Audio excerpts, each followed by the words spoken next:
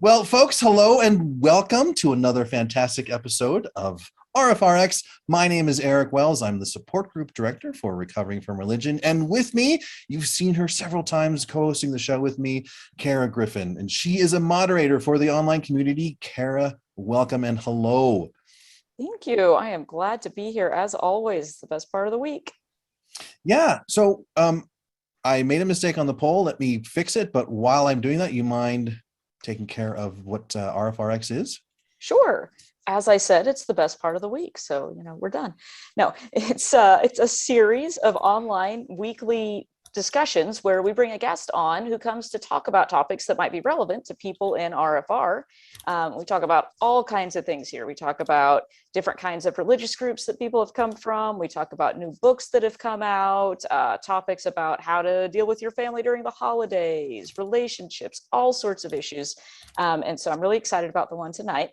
But just to say, these are meant to be like a complement to our communities, our online communities that people can participate in. It's not necessarily a replacement for the support groups or the online community, but it is meant to be some place where we can hear some good advice and learn about some good coping skills from our fantastic guests who come on and talk with us.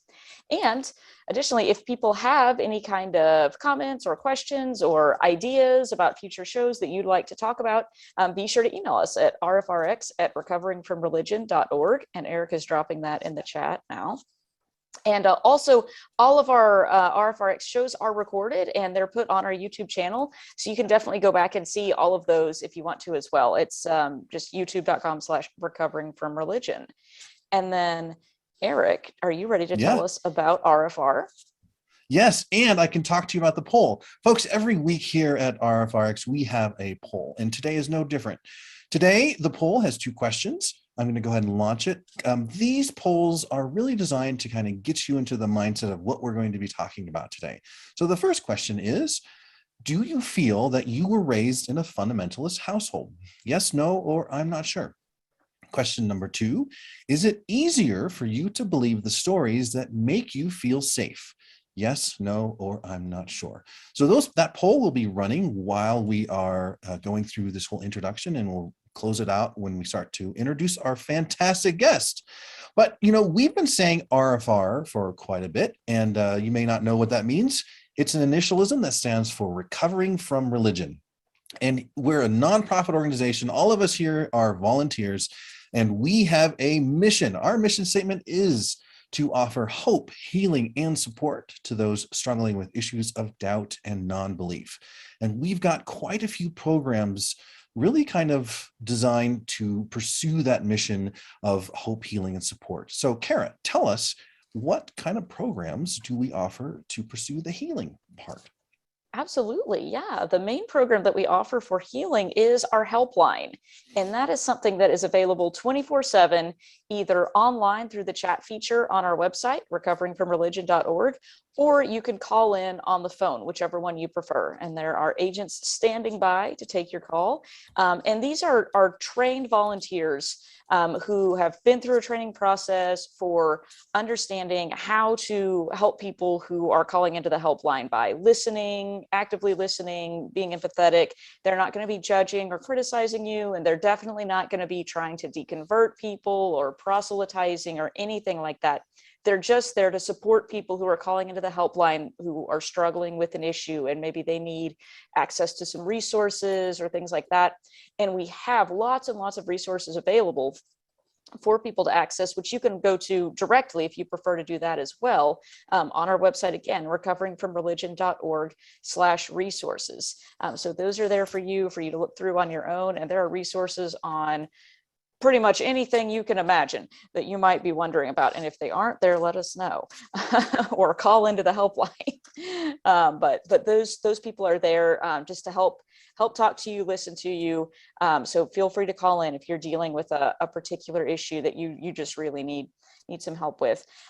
Secondly, as far as our mission of hope, we also provide a blog and a podcast.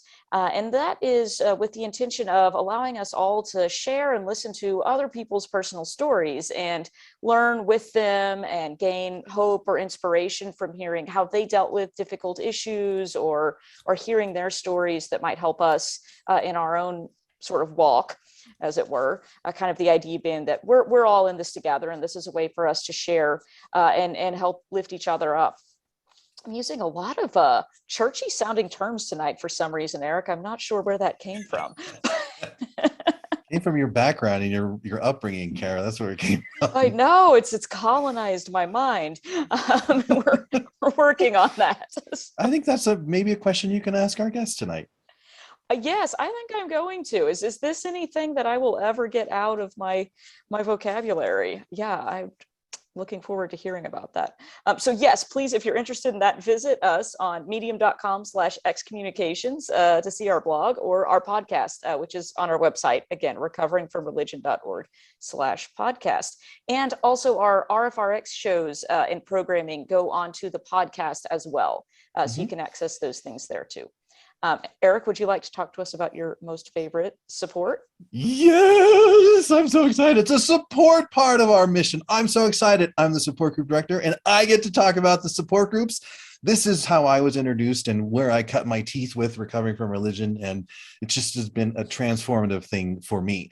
But don't take my word for it. You can find a support group near you by visiting our website or the link into the chat. What is a support group, for crying out loud? Well, this is where we get to be face-to-face, whether it's in person or it's virtual. And it's a safe space that our support group leaders, who are really well trained, they create and provide that space for you to talk about your trauma, talk about your doubts, talk about the things you're struggling with that all kind of stem from religion. If you have an answer for the question, how did religion hurt me? Then the support group is probably a place that you might find some benefit out of. We have now 65 groups around the world. We just added one recently for the Baltic Sea area. So the Baltics, like Latvia, Estonia, Finland, Sweden, and Russia. So if you're in that area and you're watching this, there's a support group meeting coming up that will be perfect for you to take a look at. We talked about the helpline, we've talked about the support groups, and both of those are peer support. Really, there's no training that's involved that would be akin to the years and years of training a mental health professional would go through. This is peer support. And so there may be times where you or myself will need more than what just peer support can offer. And so what we've done is we've created the Secular Therapy Project. And this is basically a directory where myself as a client can create an account and search near me to see therapists nearby that have been vetted to make sure that they are up to date with their licensing and in their state or the country, to make sure that they are maintaining a secular practice so you won't run the risk of being proselytized to. And these therapists are also vetted to make sure that they're using an evidence-based treatments only. So you can find, you can create an account and find a local therapist near you, secular therapist near you at seculartherapy.org. In addition to that, we have the RFR online community. You know, I have my own backstory of religious trauma and how I came out of it. And I've got my own struggles, but they don't necessarily match with everybody else. There are folks who have some specific troubles that I may not be able to fully relate to in the LGBT community or in former or current military, or even raising kids in a secular manner, secular parenting, or even a former Muslim or former Mormon. I can't relate to those fully, but there are other people out there who can.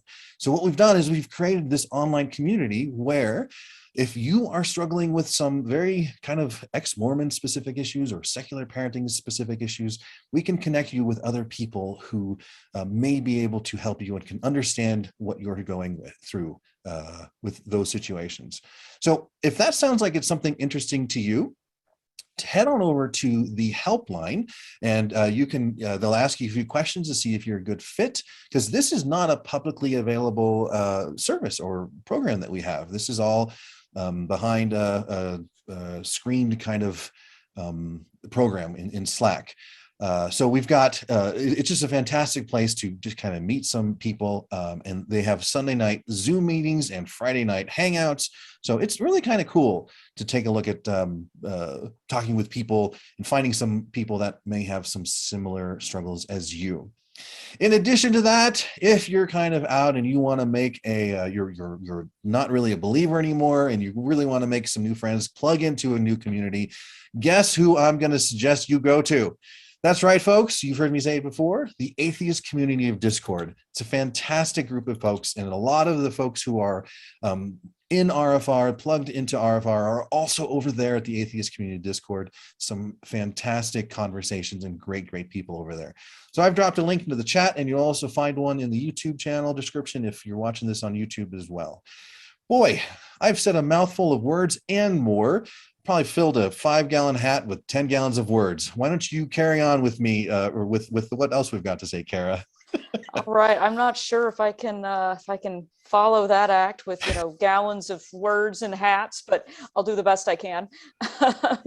Yeah. So just one last note about volunteering. Eric, you mentioned that the whole organization at RFR is all based on volunteers. Nobody here is getting paid to do anything. So all of the jobs and the support that we just described is all done by volunteers.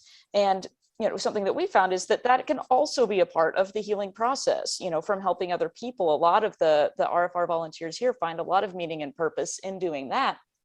And we are always in need of more volunteers for things like operating the helpline, or moderating the online community, or facilitating the support groups, or even all sorts of behind the scenes things, tech related things, project management things. Of course, we have our fabulous troll smashers who help us out in these meetings every time. They're amazing. So there's plenty of jobs to do. If you feel like volunteering for RFR might be something that you would be interested in doing, by all means, check us out on recoveringfromreligion.org/volunteer. And you can read there about what all that would entail and what the application process is like. And I think Eric just dropped that in the chat as well. So feel free to check that out. And I think that's it for the announcements.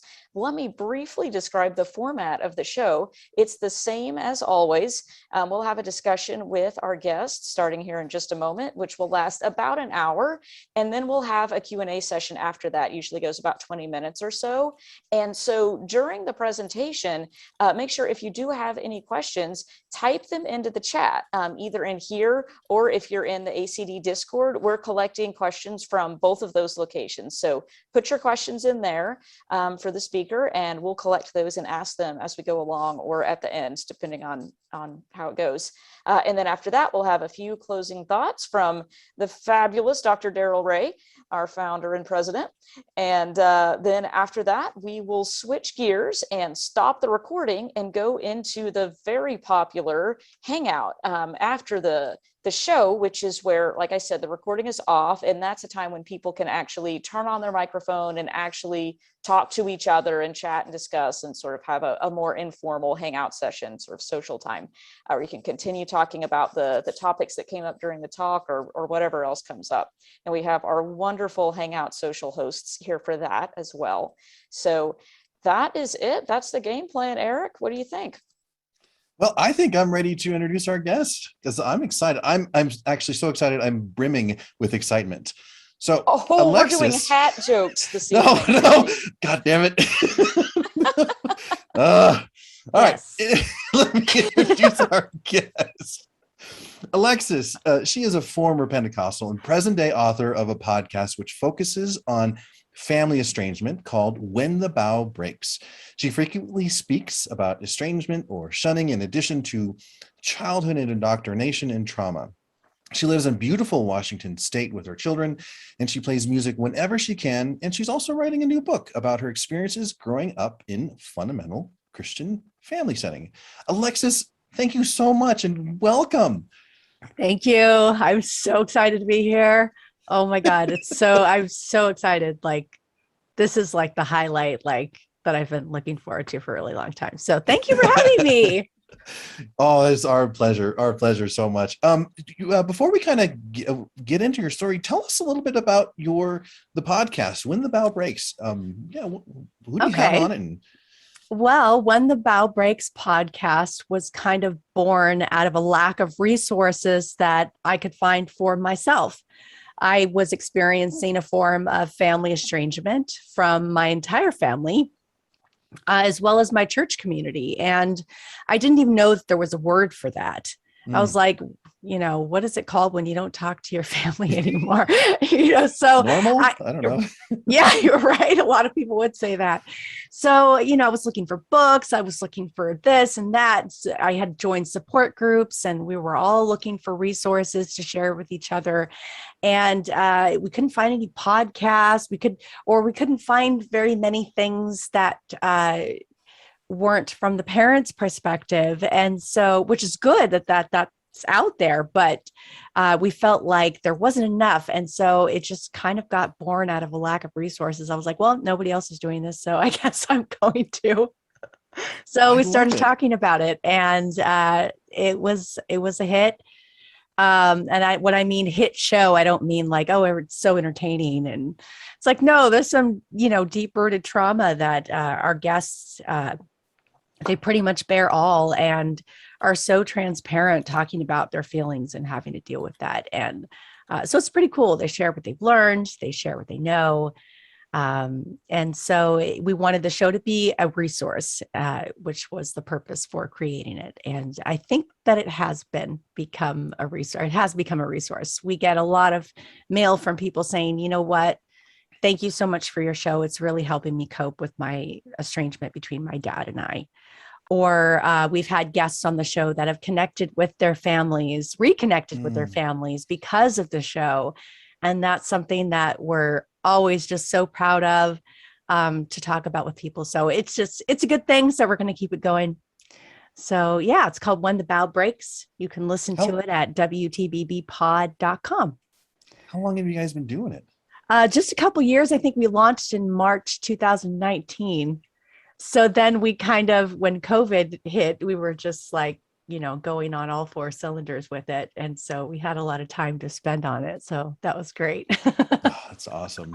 Yeah. Very cool. For doing something so helpful and beneficial to people during a time when they were probably dealing with a lot of stress from this kind of thing. I needed it too. I needed the community. I needed the support. I needed to talk about it myself. And it's been a win-win, I feel. Yeah. For sure. We experience something similar in the support groups all the time. When people have the opportunity and have the safe space to talk about what has been bouncing around their head and kind of explore stuff with a friendly group of people, an empathetic group of people with no judgment, it is magic. It's complete magic with what happens.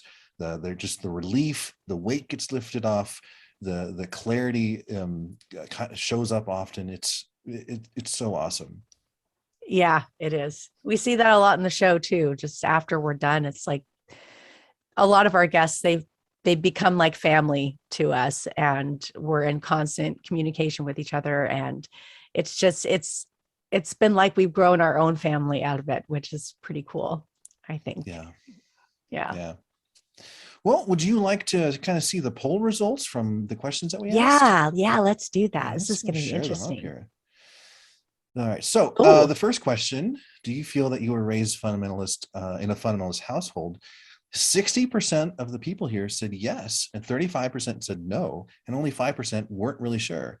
I can kind of relate to that. I'm not sure, because as I've been exploring my having grown up, I just kind of am seeing some fundamentalist evangelical type of behavior that I hadn't really identified before. Yeah. I still examine it myself. I still, it's just because there's so many different sects, there's so many different denominations, there's so many different rules, so many different doctrines. it's hard to kind of, and the trauma sometimes is kind of the same, no matter where you are, within that belief system. So it can also be hard to determine whether or not you grew up fundamental. Well, and also a lot of like people who we would consider to be very fundamentalist in their belief probably don't use that term to describe themselves. Right. They would describe it as something like, we're the real Christians or something like that, right? Yeah. Or we're conservative, we're chill, we're laid back, we're not crazy, Yeah. So you don't find out until later that you were involved in it sometimes. Right. Yeah. And the second question was, is it easier for you to believe the stories that make you feel safe? And only 29% folks said yes, 42% said no, and the remaining 29% said, I'm not sure. So it's almost an even spread, but most of the folks answered no. Yeah, I find that interesting. I think if I asked myself that question at different periods in my life, it probably would have had a different answer. Yeah, that makes sense. Yeah, because I remember struggling with my faith and kind of like, no, I don't think I want to believe that. I don't like the result of that if I go there. So I'm just going to keep believing this or keep doing this. It made me feel comfortable, but that only lasted so long. Yeah. But I find that interesting. Yeah, I expect a lot of the people who are here this evening may have gone through that as well, and maybe have specifically realized, okay, I want to make a point of examining beliefs that I have, with this in mind, so that I don't fall into that. I know we've had several talks from the fabulous Rob, who's here troll stomping tonight, about cognitive bias and logical fallacies that people probably have been trying to work with and recognize as well, because I think it is something that's so easy to fall into if you're not watching for it. You don't realize you're doing it. Right. You don't. It's just, especially if you were raised in it, you're just kind of like, well, this is what we do. This is the mindset that we have. This is what we've been trained to think, like, and we give our problems to God. We pray about them. We don't bug everybody else to solve our problems. Right. Yeah. For, examples like that. Which was definitely my experience.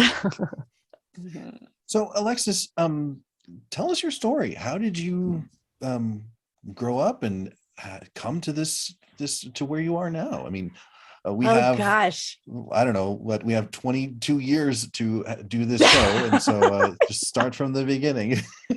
Well, I have to say, I'm at a point in my life where I can say I have had a very exciting life. Parts of it were definitely boring. Parts of it were definitely scary. Parts of it were definitely happy.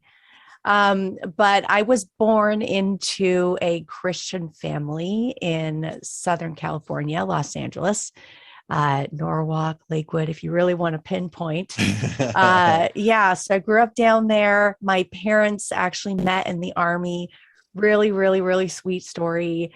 They were at a dance, and I guess my mom had a line of guys waiting to dance with her all night.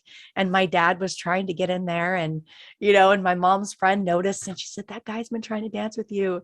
And so she's like, oh, so I guess she asked him, and that started that. So, it was very Hollywood love story. And then he went to Vietnam and then came back. They got married. Baby makes 3, which was my older sister.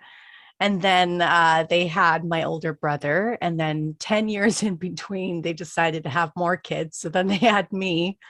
So I was born 82. So my siblings are 11 and 14 years older than I. And then a younger brother, 3 years younger than me. So I remember my sister saying how embarrassed she was that my mom showed up to her high school graduation 8 months pregnant. So that was always a funny memory.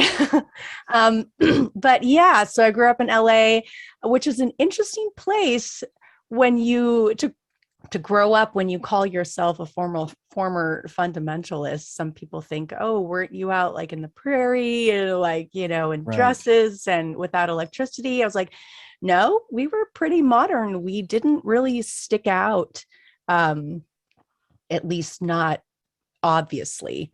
like at home, we wore pants and, we watched TV and we were allowed to watch some movies. We weren't allowed to go trick-or-treating. I grew up very heavy into the purity culture, the purity movement. That Oh, was yeah. so, we'll talk a little bit more about that later in the show, I think. But so it was lots of Bible study and lots of reading. I was in church all the time, every single day of the week. If I wasn't at church, we were having Bible study or prayer time at home. My mom also homeschooled us, and it was Bible centered. And so every single thing that we learned had to tie into the Bible. If it didn't tie into the Bible, we just didn't learn it. So no sex education, very limited science.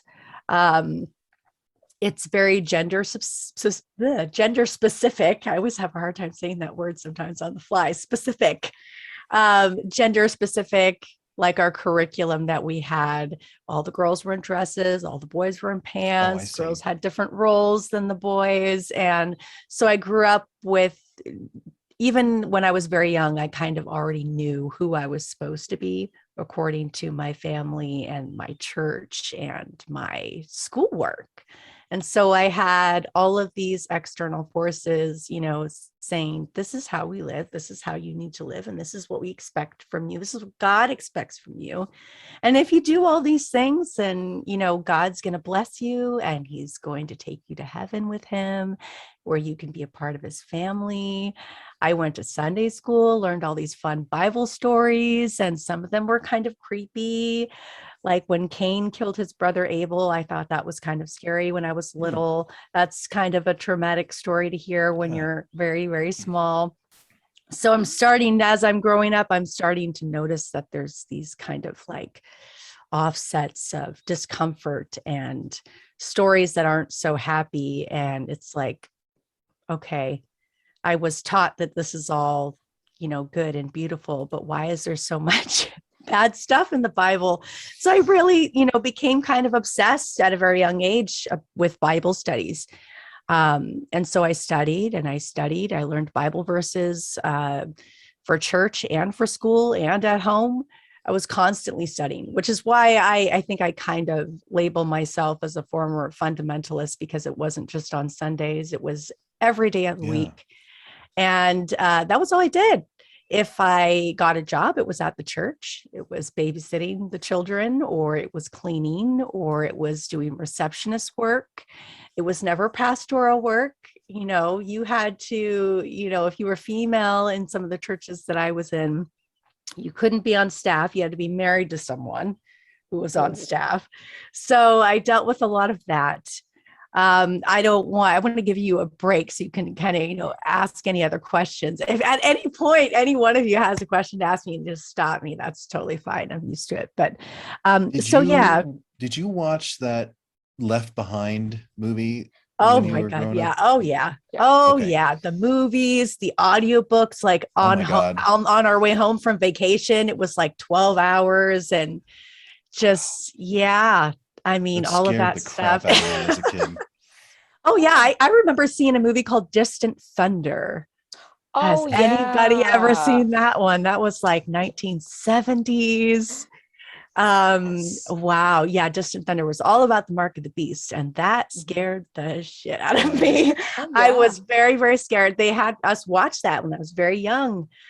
Things about earthquakes and all this scary stuff that was supposed to happen at the end of the world, which was coming very, very, very soon.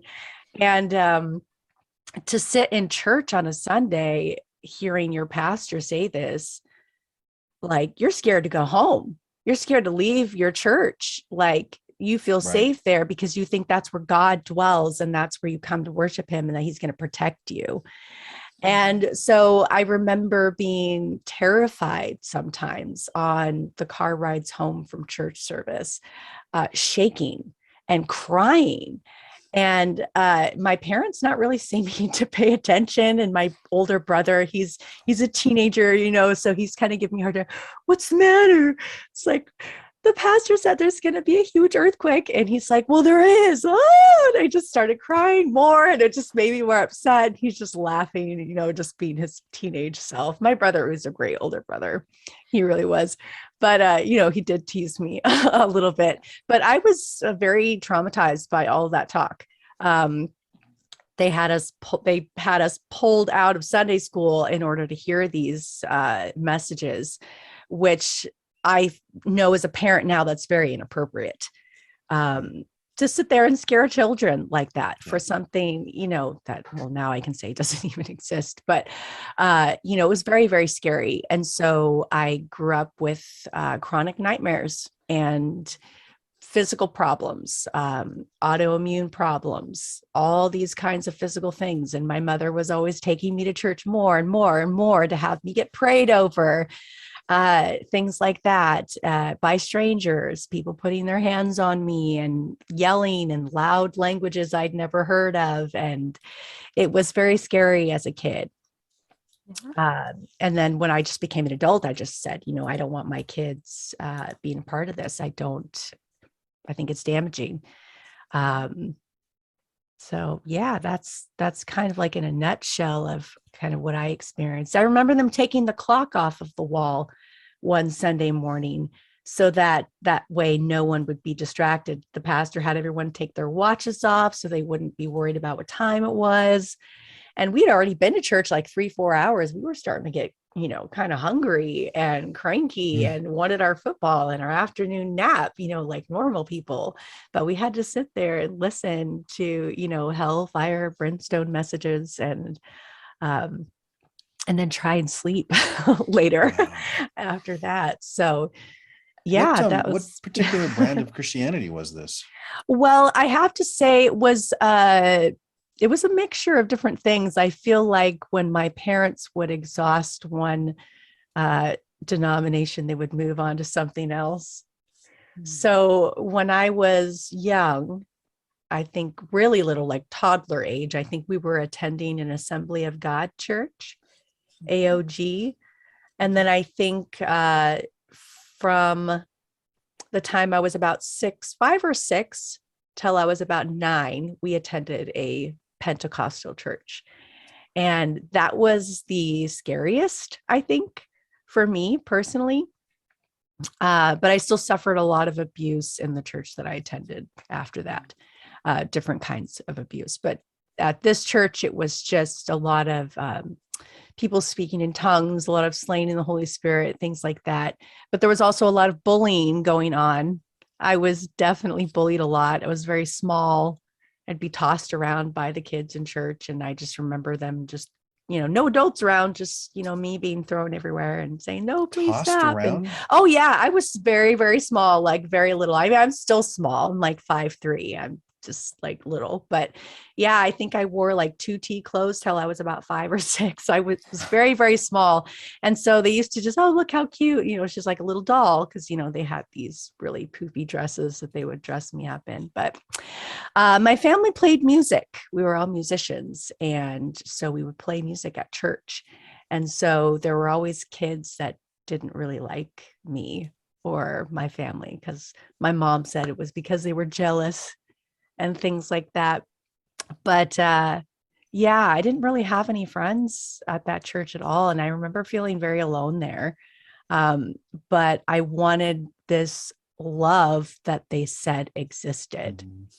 And so I remember when I was 7 years old, I remember this church service we had. It was an evening service. And I remember it was my birthday and I'd had a really lousy day. Like nobody said happy birthday to me. Like it was that kind of birthday where I just felt like forgotten. And I remember praying to God and asking, I wanted to feel like I was loved. And so I guess you could say that was when I accepted Jesus into my heart, like they taught me in Sunday school to do. And from then on, I worked really, really hard at my Bible studies. I worked hard at being a good kid. I worked hard at trying to dress appropriately and trying to keep my parents happy and not irritating them, which seemed very, very difficult. I was very confused and not quite sure how to do that. But I struggled a lot. I worked really hard at Christianity and I studied a lot. I participated in drills and competitions, and I had friends. We grew up together and doing the same thing. Our families were very much the same way, and competing with Bible studies and knowledge and all that kind of stuff. And I was immersed in it. I remember the Bible drill stuff. Oh my gosh. goodness. Oh yeah. And remember people that. used to Oh. cheat. They used to put their finger in the Bible. And I was like, no, that's gotta be completely close. And like, yeah, that was great. Oh, I kicked no, ass. I remember that. I kicked ass Did you? during, oh yeah. Oh yeah. I was I was the competition. Like that's what it was. I was the competition because I was homeschooled. So I had all the time to study. More time than all my friends, and I wasn't allowed to do all the things they were doing. So I had even more time to study. So it was like that. So real quick, what's the Bible drill? Kind of explain that. Okay, this is fun. Experience. Yeah. Okay. So a Bible drill. Carol, was that what you were going to ask? Yeah, that's what I was going to ask. I Okay, know cool. what it is, but I know there are people in the chat who don't. Yes. Thank you for stopping me. Okay. A Bible drill is basically you hold your Bible up. What is it called? Book and down, and your Linda's teacher doing or it for us whoever right now. will shout look at. Okay, I'll shout a reference. Okay. Psalms 124 verse 6. And then she's got to hurry up and get to where it is in the Bible. And yeah, she's probably got it. She looks like she's actually got it. It's like right in the middle somewhere. But yeah, so we used to do that in Sunday school and compete with other kids. And, we were memorizing huge passages of scripture, like paragraphs and paragraphs. Wow. And so, yeah, I grew up hearing a lot of the Bible. So that's, I think, one reason why I became an atheist later on, because I actually read so much of it that I think I understood it for what it actually was. And I realized I just didn't want to do that anymore. So that, we're kind of skipping a few steps here, but yeah. Well, and that's such an interesting point too that you bring up. We hear from a lot of people who talk about how, oh yeah, I just really enjoyed the community of being at church and I was so happy and it made me feel so good all the time. But I know what you're describing in more of a fundamentalist upbringing. It's not just sunshine and roses. You're reading the scary parts of the Old Testament. Oh gosh, yeah.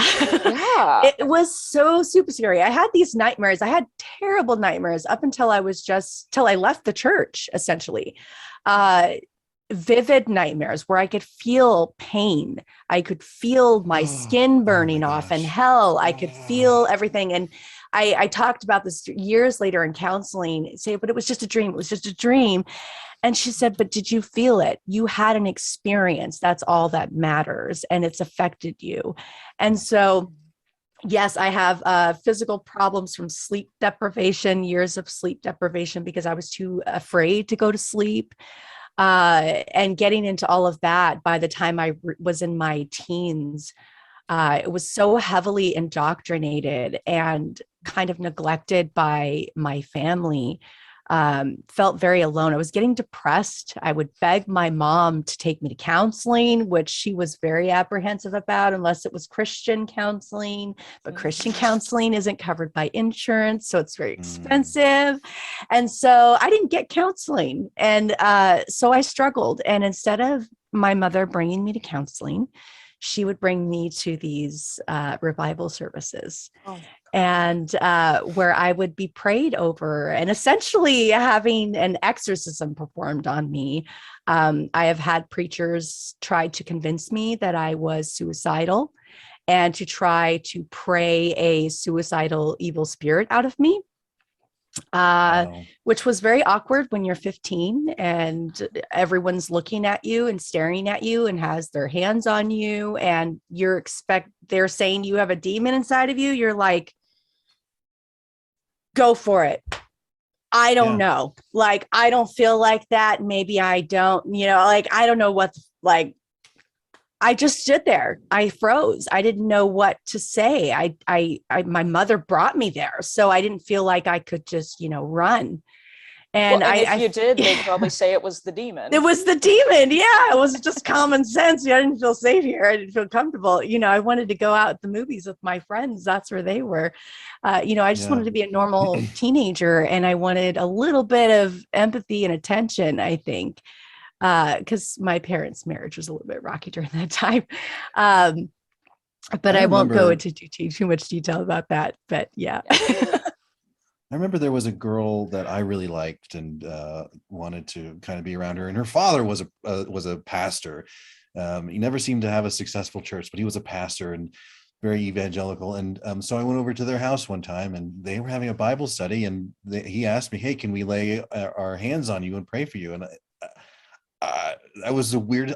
I'm just standing there with my eyes open, kind of looking at these people touching me. It just felt so, I can't even imagine what it would be like for a woman, but for me it was just super uncomfortable. And I would imagine like that's double or triple or Oh gosh, 4 times yeah. as much. Oh, I grew Wow. up with that. And then it was like when I became a young woman, and then it was like you get all these random men saying, "Oh, God's asking me to pray for you." I'm like, "You're just looking for an excuse to put your hands on me. It ain't gonna happen, buddy." Gross. So yeah, it was stuff like that. Totally gross, totally ew, happened all the time.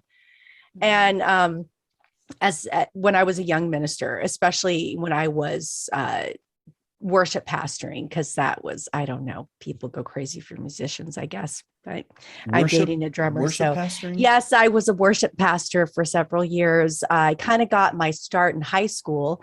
That's when I started worship leading, which I was surprised they were going to let a female, but I guess there was no one else to do it. So when there's no other decent men around to do the job, they're going to take a look at this girl who's been playing music for a while and knows how to sing. So I started leading worship when I was in high school, and I carried that up all the way until I left the church in my 30s.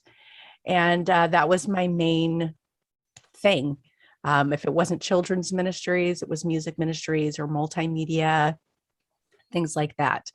Wow. Uh, So you yeah. were as a teenager and as a kid, you were homeschooled, so you were around your family the whole time. You were at church 3, 4, 5 days a week, and you didn't have the opportunity to even find friends outside of your home or outside of your church, and Mhm. you're being bullied at church. Like it felt like if I was in your shoes, the only safe place for me was my room. Did you get to have a room of your own, or did you share that too? Well, that's the thing. There's a whole story about how my room just became this not safe place while my parents were at a teachers meeting at church one night. My brother was left to babysit. And at that time, my brother was struggling with some things, was having a hard time, was left to babysit me, didn't want to babysit me, wanted to go off with his friends and do things with his friends, that he was just itching to do. And he wanted to put me to bed early so that he could leave the house, and he didn't want to feed me dinner. So I guess I was 7 years old. I put up a fight. No, you have to get me dinner. I was the annoying little sister for sure. I was the annoying little sister, but I was cute. So I was used to getting away with it. And I was really pissed off that my brother was like, "No, I'm not feeding you dinner. Go to bed." And I just kind of stomped my feet and refused. And I was like, "No, I'm hungry. Like, I would like my dinner, and then I'll go to bed. I promise." And it just kind of escalated from there. And it just went from, me asking my brother for dinner to him throwing things at me, yelling at me.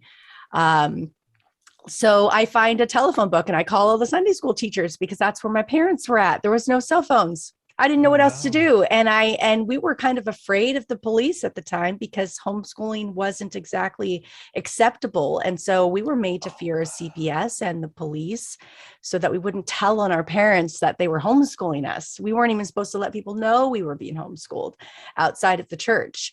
And so I called all these Sunday school teachers who were all at the teachers meeting, and I left a few messages saying, my brother is scaring me. He's doing all these mean things. I didn't really know how to articulate that.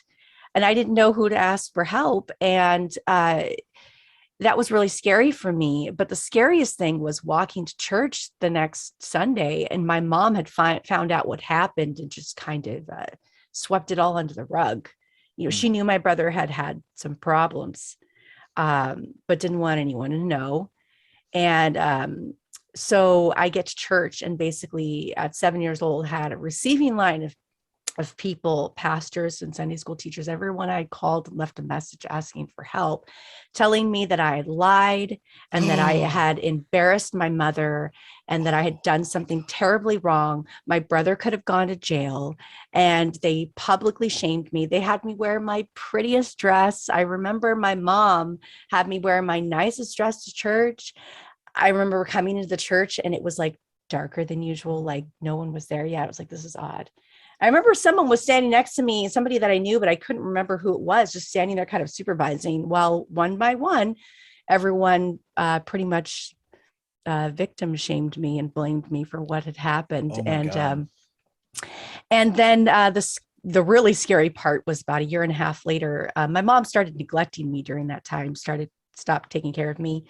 She was really embarrassed by what I had done, and wasn't allowed to talk on the phone, wasn't allowed to go out. I wasn't allowed to go anywhere except for church, or talk to my brother's drug dealer, who used to talk to me, very inappropriately on the phone. But she would always have me answer for him, with this guy asking me when I would be ready to go on a date with him. I was You're 7 years old. I was old? 7 years old, sitting there, Oh, Alexis. Yeah, it was awful. And like fundamentalist, this is like church plus how my mother was.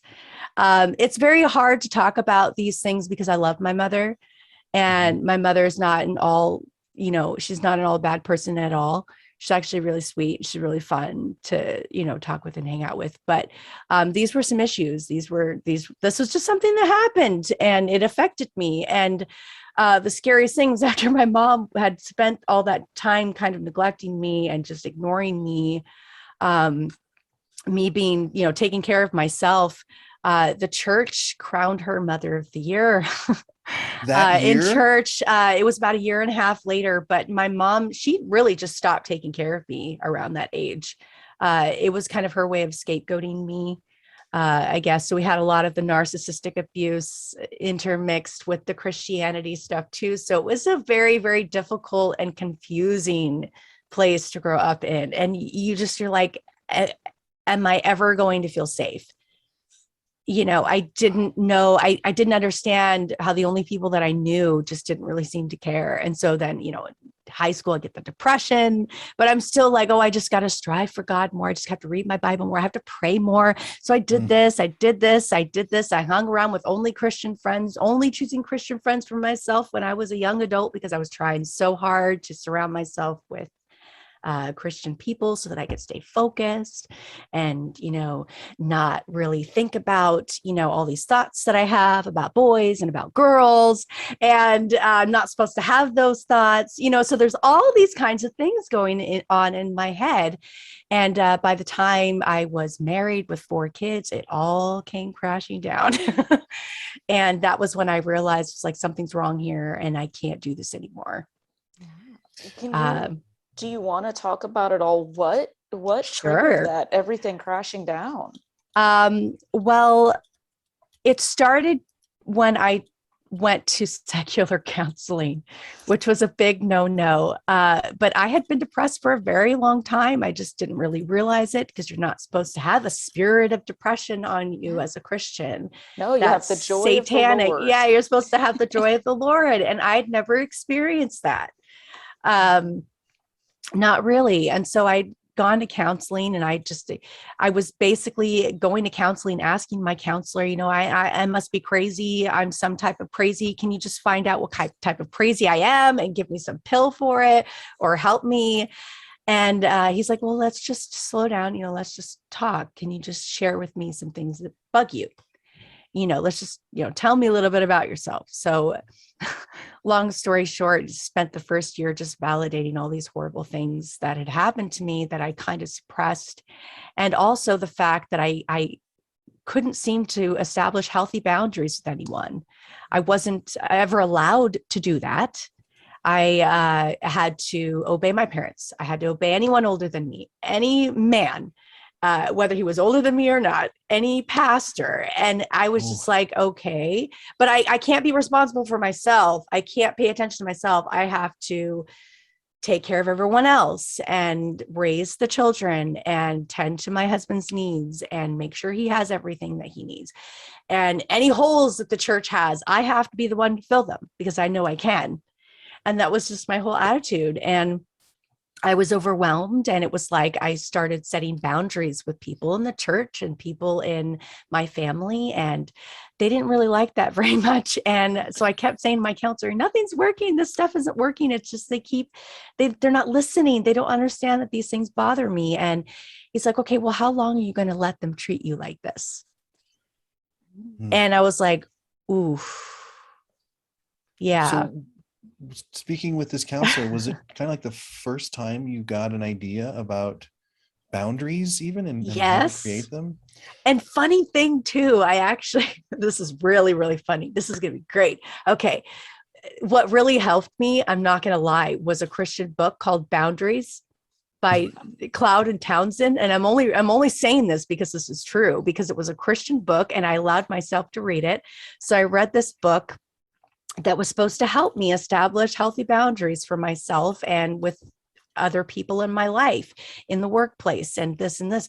But I realized Christians don't like boundaries very much. They don't like it, especially if it doesn't line up biblically with what, they think, things should go. And if you're so a female person, then probably you're not supposed to be enforcing those kinds of things. Exactly. Yeah. You're not supposed to say sure. You're not supposed to say anything. You're supposed to sit there, look pretty, do what they ask you to do, and, wear a dress, and like literally, I kind of felt like I was brought up to be some sort of idol or I don't want to even say sex symbol, but that's what I felt like. I'd been sexually harassed in high school by this one guy. I write about it in my book. For years, he sexually harassed me, but he was the spotlight guy. He was a sound guy. I had to look at him every week, knowing that he was staring at me. And it was just ugly. And so I realized this isn't working. And at the same time, I was using these relationships, with my mom, my dad, but I was also thinking about my relationship with God. And I'm like, this seems very one-sided. And I was like, I'm not really hearing from God, and I'm not really seeing the things I'm supposed to be seeing. And I don't really know if I can worship a God that is so violent and destructive and is okay with terrorizing small children and in Sunday school where you're supposed to be congregating and playing games and yeah, whatever, cute little stories, whatever. But it's all BS. I studied so much of it. I'm trailing off here a little bit, but I got to a point where just gradually over time, I was just like, I don't want this. This hurts. This is painful. This has done nothing for me. And it's a toxic environment, and I'm not going to raise my family in it anymore. But that was a tricky thing to say because I was married to a Christian man. And I'm like, there's no way I'm just going to drag him out of his faith. I didn't feel like I had the right to do that. I felt like every person has their own personal journey that they have to go through. And I wasn't going to expect him to do that. But I basically told him I'm not going to church unless I actually feel like it. It's like, I don't want a job in this. I don't want any of it. I'm burnt out and exhausted from doing this my entire life. Since I was 2 years old, I was singing on the stage in church.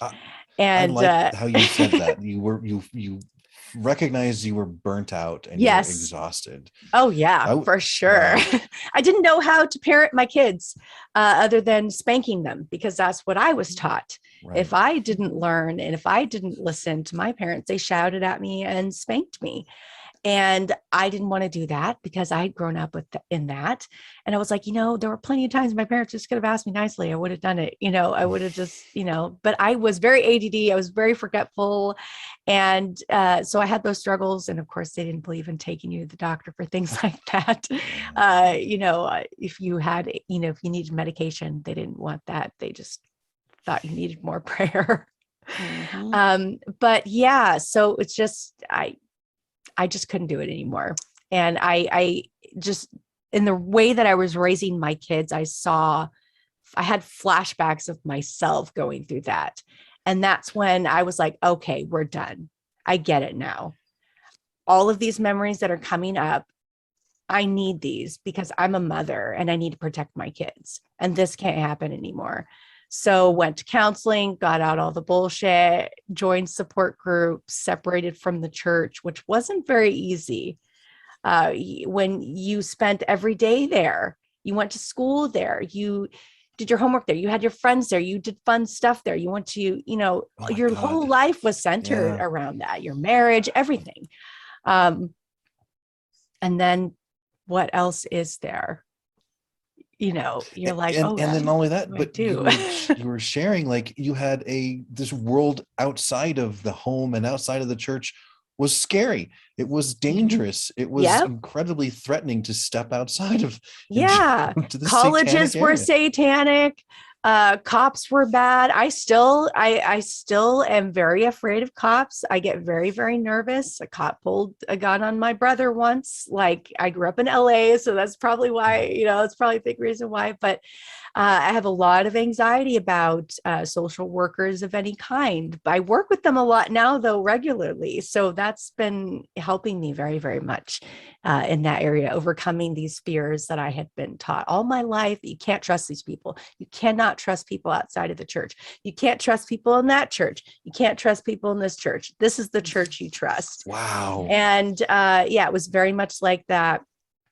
But at the end of the day, it was my parents who really had the say. And even after I was married. And so walking away, putting that degree of separation between my family and I was very difficult. It was very embarrassing for them, I think, to have a prodigal daughter, which is basically what people were labeling me as. When I walked away from the church and my family, I had several people who I hadn't seen since that day when I was 7 years old, being told that what I had done was a really bad thing. When I had called and basically told on my brother that he kind of flew off the handle, which could have been solved, civilly, instead of entirely swept under the rug. But I can't remember where I was getting at. But oh my goodness, yeah. I just didn't want to do that anymore. I can completely understand that at that point in time. It almost did sound like this was a repeat of, when your parents were so mad at you for speaking out when you were 7 years old, and now here it is happening again when you're in your 30s. Yes. And that was very weird to all of a sudden, because I kept thinking, when are they going to treat me like I'm an adult? And I was always being told what to do by everybody. And they kept saying, oh, you're just a strong-willed person. I'm like, no, I've been trying to be an individual and I'm not allowed. And that's what's really, twisting my panties, because, I was just really irritated and I just wanted some space. I didn't want to freak out every morning while I was picking out a pair of shoes because it was immodest or uncomfortable or impractical. Gosh. Oh yeah. I had huge panic attacks with my wardrobe. Everyday things. My wardrobe used to trigger me. I didn't know what to wear.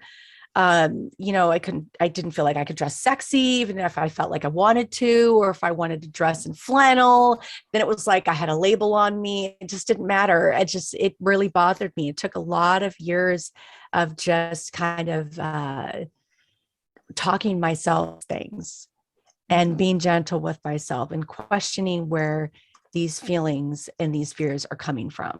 And then I would talk about it in counseling, and I was putting things together, and it's like, okay, well, that's why I don't like hairspray, because my sister used to rip my hair out of my head on Sunday mornings before we would be going to church. It'd be Aquanet and it'd be teasing my hair, and it'd be the curling iron burning my head, and just all these like sad associations with church that I had, and not knowing why hairspray always made me so sick. And I couldn't figure it out for years. And once I figured out what was making me sick, it was just the memory that I was was suppressing, even though I remembered it, but I wasn't really thinking about it, didn't really want to remember how I felt. And which which is difficult too. You have to go back and remember how you felt and why you felt that way. And that's what kind of shows you what was wrong in all those situations. If you've grown up in a, cult or, supreme religious group, I guess. So your parents didn't, or your mom especially, didn't seem to be taking this too well. Is this kind of when the estrangement began to happen? Yeah, I mean, everything kind of happened at the same time. I felt like I was becoming the person who I wanted to be or who I was naturally. And I felt like the person who I was naturally would never, ever like be subjected to that kind of environment, like in church or in toxic relationships. And I was like, I don't think it's okay for you guys to gaslight me and pretend like none of this ever happened. I don't think it's appropriate for you to lie to me. I don't think it's appropriate for you to say that you're going to babysit my kids and then leave them locked in a room all day by themselves. Things like that. Just a lot of things that were inconsistent with the way that I was and my belief system. I realized I was more liberal than I thought I was. And so it was like my estrangement began with my family. I left the church. My marriage was ending. It was just like all of these things happening. It was literally, I was like, oh God, this is what I wanted. I really wanted this. And it was hard. I was very depressed. I went through a lot of grief, but I still felt like I can't go back there. Like I cannot. If I go back there, I'm dead. Spiritually dead or physically dead, whatever. I can't go back there. It's too scary for me. It makes no sense to me. It doesn't add up for me. And separation was very, very, very hard. And that's when my podcast about estrangement was born, kind of out of that. And I had no contact with my parents while I was making that show at all. I guess a family member actually found my show and showed it to my mother. And she was very upset at first, but but she wouldn't listen to it. Like the family member said, oh, so-and-so Alexis did this podcast and she's telling all the family shit and like, don't listen to it, but don't listen to it. And I'm like, oh, right. Yeah. Like my mom's not going to listen to it. Well, actual mother of the year would listen to a show that their child created, of course. I looked at my stats. I think she has listened to a couple, but not the entire catalog. But yeah, because I talk about some hard stuff, but I don't talk about it with the intent of just being mean about how, what a terrible childhood I had. Because it wasn't all terrible. Some of it was really great and fun. But man, the bad stuff just, overwhelmed me and I just couldn't do it anymore. So you also had kids when you were going through this too, Alexis. How did that affect kind of raising them and co-parenting them, or if you feel comfortable talking about that at all? Oh no. Yeah, absolutely. You didn't work because that was done on me. So I was like, okay, this is done. We're not yelling at the kids anymore. No, that was easier said than done. I needed to go to counseling for that too, but because that was just how I was raised. I didn't know what else to do. You didn't, it's just like the Bible, spare the rod, spoil the child, just whack him, then you're done. It's like, no, that's not how you teach a child. Yeah. And so I had to stop doing that. And then I had to incorporate other things. So I was reading parenting books. I was talking to my counselor. I had to also work on my relationship with myself because I realized I wasn't being very gentle with myself. And so once I started being gentle with myself and learning how to kind of parent myself in the way that I felt safe and comfortable, I was like, okay, I think I can do this with my kids.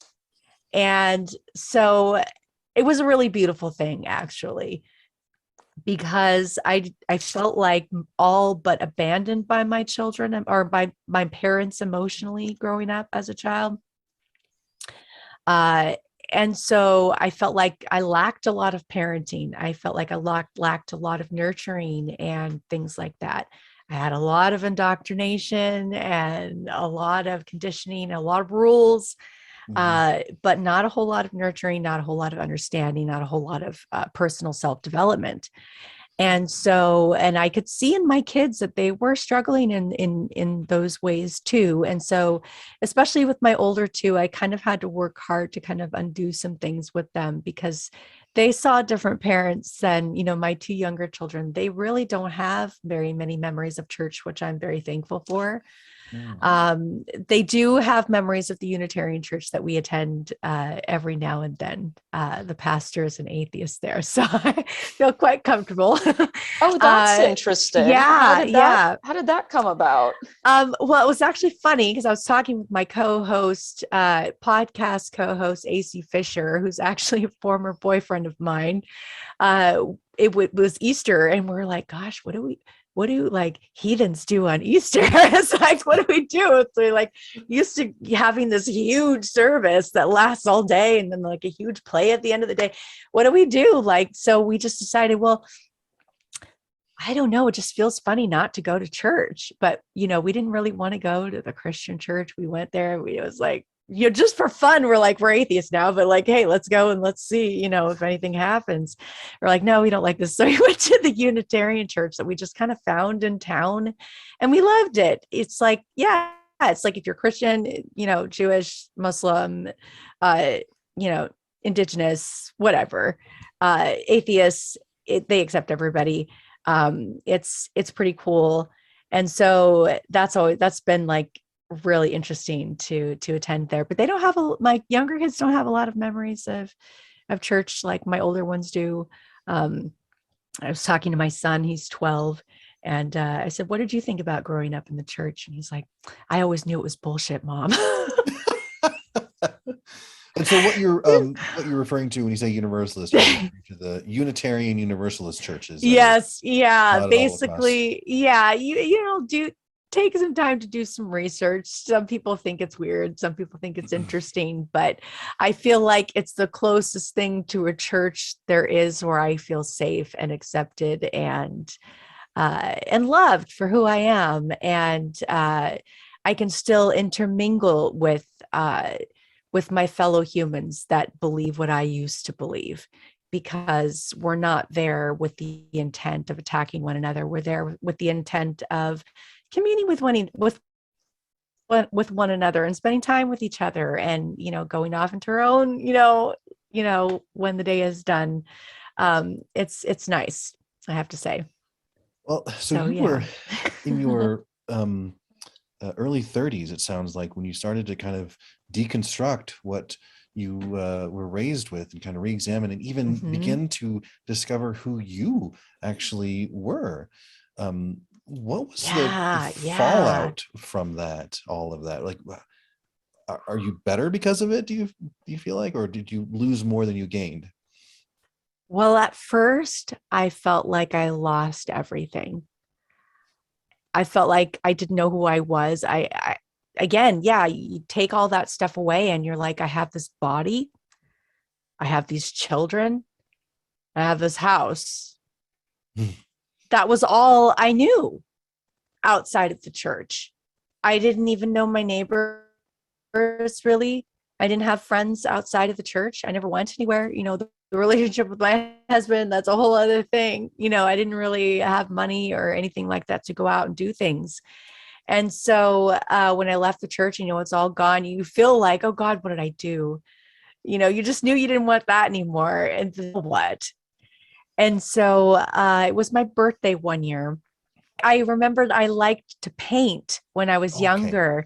And so I went to a painting class that ended up being an emotional healing painting class. And I didn't know that at the time. I was like, this is funny. So, and the message was all about the heart. And you were just supposed to examine your own heart, find out what's in it, what makes it happy, what makes it feel full.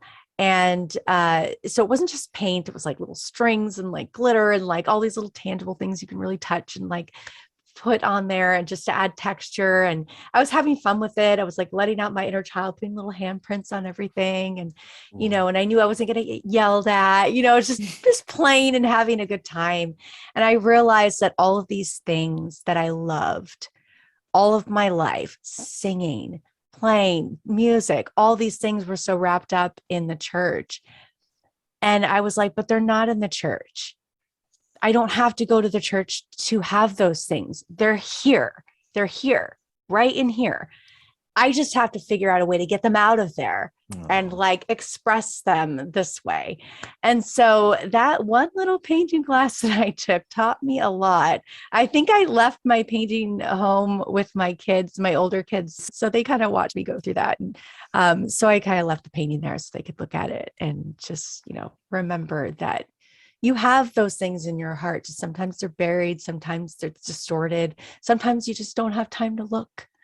And so I took the time to look, and I stopped. I quit my job at the church and left my husband. That happened too. And for the first time in my life, I was on my own.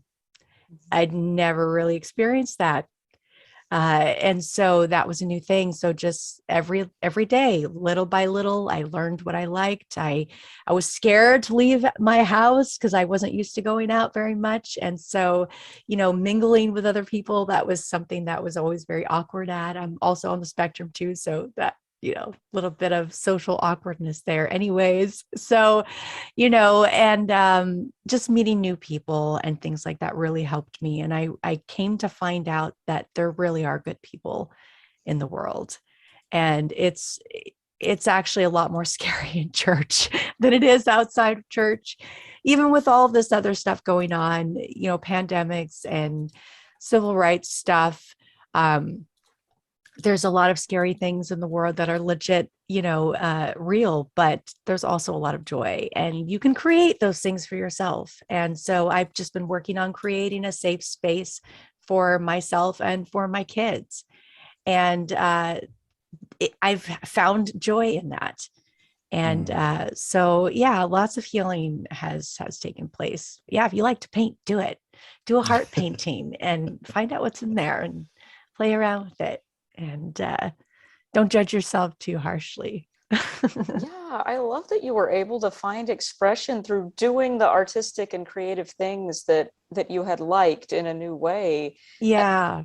Yeah, that must have been such a relief to realize that you could still have those parts of yourself, but just not in the church. Right. Especially when it came to music and singing, I was limited to singing in church and performing in plays in church. I wasn't allowed to, I passed up an opportunity to play a role in Meet Me in St. Louis because they had rehearsals on church nights. So I couldn't go and, and stuff like that. So, so growing up in that, when all you sang are like gospel songs, and you're listening to pop music for the first time, and you almost feel kind of a little dirty because you've never been allowed to before.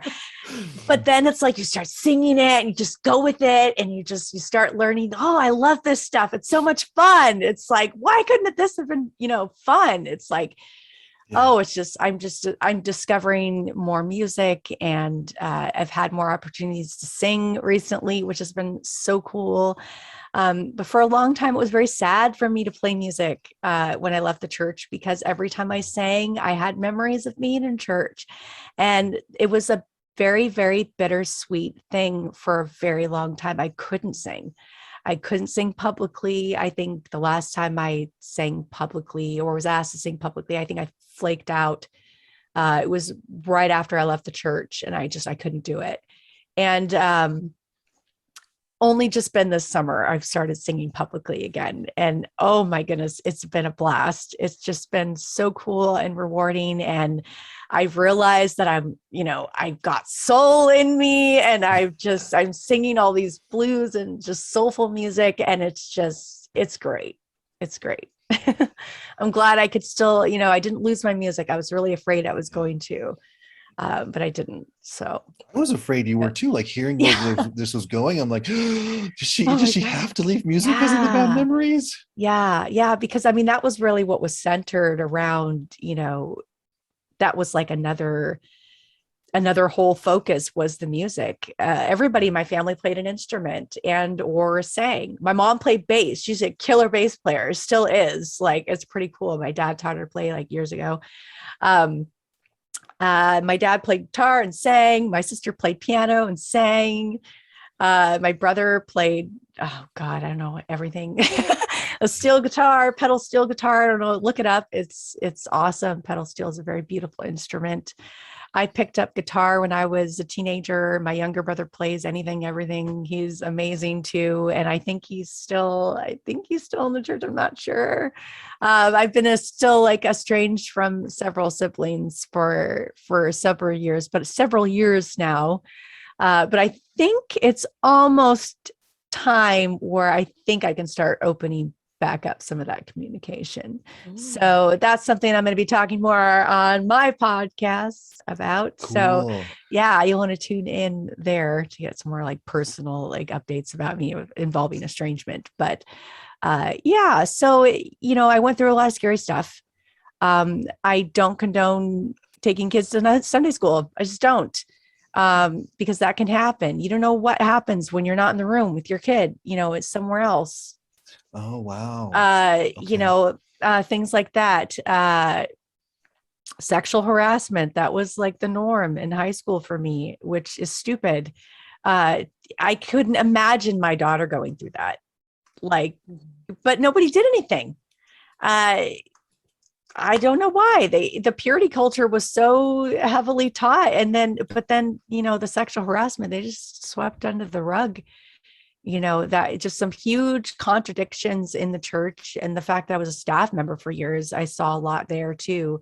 And which even, pushed me more out of the church, by itself, Yeah, that's so unfortunate about the purity culture stuff too.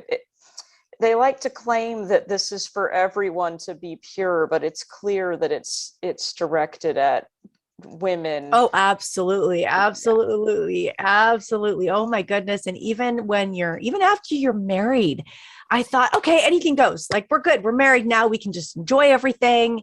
And it's like, no, there was rules in the bedroom too. And there were rules, that were things that were okay for him to do and not okay for me to do, or somehow like forgiven. And but if I leave my husband because I'm done with the marriage, I'm a total harlot just for leaving. Yep. It didn't matter whether or not, just that by itself didn't matter whether or not there was another man involved. It just, I was seen as a horrible person. Yep. And like, I took something from him, and I didn't realize until after I left my marriage how much of a possession they treat women in this organization, in these churches. You're a possession. You're very, not much more than a slave. I didn't have a lot of say in where I went, who I was friends with. I didn't have my own bank account. If I was doing work for the check, they were putting it in my husband's name, things like that, and just all kinds of crazy stuff. Oh, there's so much more too. I can't wait till my book comes out so that you guys can read about it. When is your book coming out? It doesn't have a date yet because I'm actually in the middle of writing it. I've been working on it for a couple of years, but I had to go through a lot of healing in order to articulate a lot of these things. And I didn't want to write a book while I was angry, for example. I didn't want to write a book when I was stuck in that grief.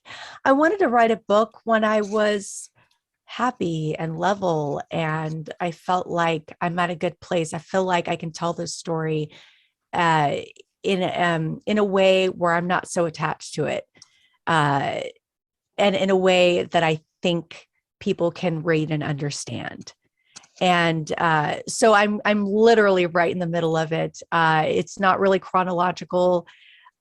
Some of these are kind of categorical stories, I guess, a little bit of jumping forwards and back sometimes. But I talk a lot about the childhood stuff. I talk a lot about homeschooling in the book.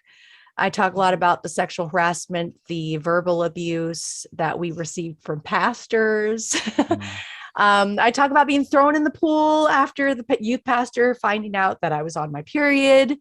That was common. What? Oh, absolutely. Oh, you want to hear this story? Okay. Yeah. Yes. We're at What? camp. We would go to camp, high school camp for summer camp. And of course, all of us girls would get our period at the same time because we were always seeing each other all the time. And then, everybody over at the pool. And so we're at the pool, but we're not going in. And the youth pastor's like, why don't you guys come swimming? It's like, oh no, we don't want to. And no, you have to. It's like, this is a teen thing. And we're like, well, no, actually, we don't have to. We don't want to. And, eventually somebody was like, I'm on my period. I don't want to. I was too embarrassed to even say that I was on my period. Like, I was so ashamed of like Eve's curse. Like, I wouldn't even talk about it, And so when my youth pastor found out that we were on our periods, he would just throw us in the pool. What And so then it an was like, asshole. yeah. Oh, total Wow. asshole. Total asshole. He was a total asshole. He really was. He was the kind of asshole that would go around in his old classic yet bright yellow, I think Ford or Chevy, and get tickets and then tell the youth kids not to do what he was doing. Like, that was the kind of youth pastor he was. He was just a big giant goofball. Would have me go buy like surf wax for him and stuff like that at youth events. And and then throwing us in the pool Wow. on a period. Yeah. Oh my God. I see the comments in the chat like, oh my God, Jesus Christ. This was my normal. Yeah. And that's Wow. the worst part of it, when like that, those are the people that are your leaders and they're always treating you that way. It's like you don't even Yeah. realize that you're being treated badly. Yeah. You're like, I guess this is the way things are. Mhm. And then when I got out of that, I was Right. just basically said a big giant no. Yeah. And I was like, no. It doesn't have to be like this. And so then I met some friends who were like me, been out of the church for a few years, and was talking with them, and they really helped me kind of develop my my own beliefs. What do I actually believe? They weren't trying to tell me what to believe. They weren't trying to pull me out of the faith. Nobody ever did that. I walked into it myself. Well, I was born into it, but I mean, I accepted it myself. I kept it going myself, and I ended it myself. And then after that, they helped me rebuild. And and then now when I talk about some of this stuff, it's like, holy that was bad, Yeah. and I'm so glad that I got my kids out of that. Yes. Yeah. Well, and I was going to ask too, it sounded a little bit like when you were describing this, that some of this deconversion process and even deconstruction that you were going through, you were kind of, it sounded like you were very open and transparent with your kids about all of this as well. Was this kind of a journey y'all did together? Well, at first it was hard. I tried to keep that from them because I was having it was such a dramatic time for me that I was trying to keep that from them. But then they would see me crying, like, Mommy, are you okay? And so they ask questions like, it's like my kids, they're very intuitive, they're smart. And I kind of had I adopted this concept. Well, if they're old enough to ask, then they're old enough to know. And so, I think that's fair. So I started having some, transparent conversations with them, and where we talked about the spanking, and we talked about how I used to yell at them, and we talked about those things. And then throughout that, they ended up disclosing more abuse that they had suffered in the church and at the hands of family members who were in the church. And I was like, gosh, I almost didn't talk to them. I almost didn't tell them this because I was trying to protect them. But it's like they've already had stuff happen because of that. And so, when you open up those communications, it leaves room for healing. And so, we bonded over that. We talked a lot about that with my kids. I had my two older kids visit me this summer, and we talked a lot about that. Mom, how come you don't believe this anymore? And I felt like they were ready to hear like the big kid answer, because it's been a few years now. And so, got to revisit that conversation with them and things like that. So it's, but I was going through that while I had small children, which was very challenging to, have all of your memories start accumulating and start showing up. while, and all of a sudden you're like locking yourself in the bathroom because, you're freaking out and you don't want your kids seeing you that way. And that was tough to go through, but I had support. I had my counselor, I had my support groups, which I couldn't have done it without them. I really couldn't have. That was a time in my life where I realized I was not alone, and I did not have to be alone. I could be as alone as I wanted to be. And that was a beautiful thing too. And so, yeah, just trying to find balance in my life and replacing all of that icky stuff that I got rid of and just filling it with things that bring me joy, my music, my relationships. I like to help people. Those are things that bring me joy. I like to talk to people about things like this. I like my podcasting. I like to write, but I don't have to sit and take that anymore. I don't have to be sexually harassed. I don't have to, it's so funny because, in the church, they talk about how, everybody outside the church, there's something wrong with them. They're lost or they're evil. And I'm thinking, gosh, I was never sexually harassed or raped or anything like that by anybody outside of the church. Like all that shit happened within the church. Yeah. All of the abuse, all the mean people, all the bullies, all those people were in the church. And so normal relationships for me are very strange. I'm not used to normal relationships, which is something that I think is going to be a continuous, I wouldn't want to say struggle, but challenge, for me, because after having, growing up in toxic relationships, it's very easy to get into those again once you're out of them, because toxicity isn't something that you see right away, but it's something that can harm you over time.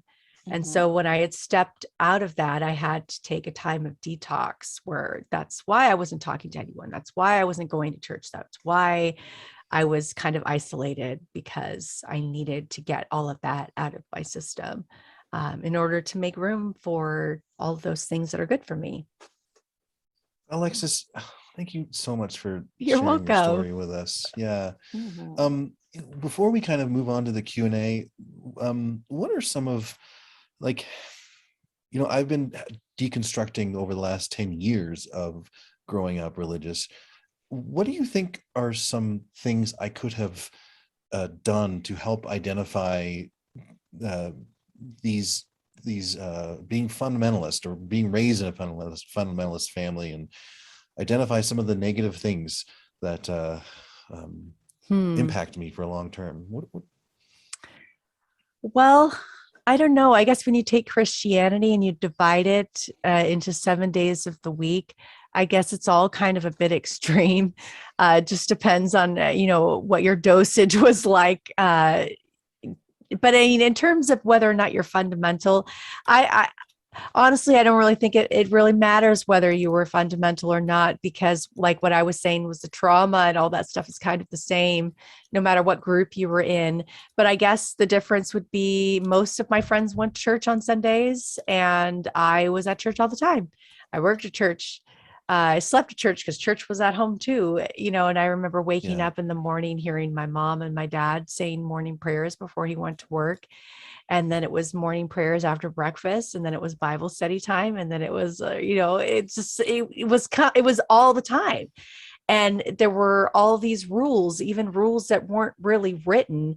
And if you broke one of them, you were in big trouble, and you had to basically do penance. Even though I wasn't Catholic, I still had to undo and cleanse myself. I had to anoint my bed with oil, and my room with oil, and myself with oil every night, because I had that spirit of suicide on me that my mother thought that I had.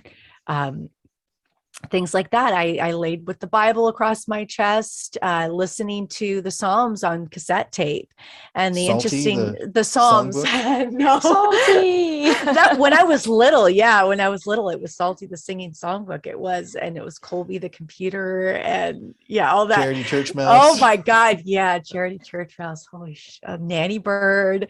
Anyway, but yeah, I was listening to the Psalms, and I don't know y'all know how, the Psalms goes basically like a bipolar expression. I don't know. Some of it's really nice, but there's like a lot of Psalms that are very, all about like cursing.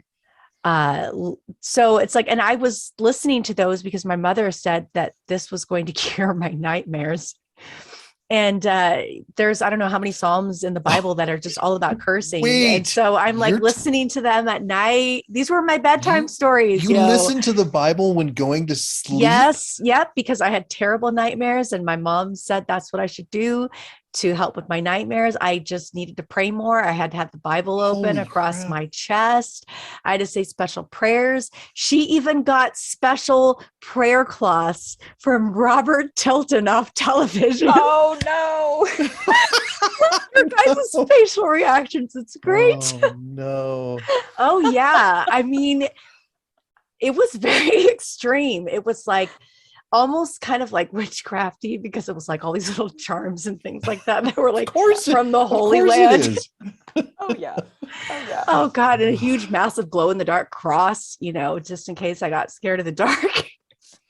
Wow. Yeah, that'll help. Listening to the Old Testament so you don't get scared. Oh yeah, That's listen the to the new one. Old Testament. Yeah, and listen to the Psalms because, listening to like chapters and chapters of like depression and cursing, that will just cure it every single time. Oh, I can't believe I did that. And no, it was making it worse. It was awful. It was just more indoctrination and more abuse and more just negativity and just. You would have had fewer nightmares had you listened to Harry Potter or heck, even Game of Thrones. Yeah. Oh my gosh. And I love that stuff now. I love it. Star Trek is my favorite thing. Star Trek. I love the Harry Potter stuff. It's great. It's what do you say? PBSkids.org. Yeah.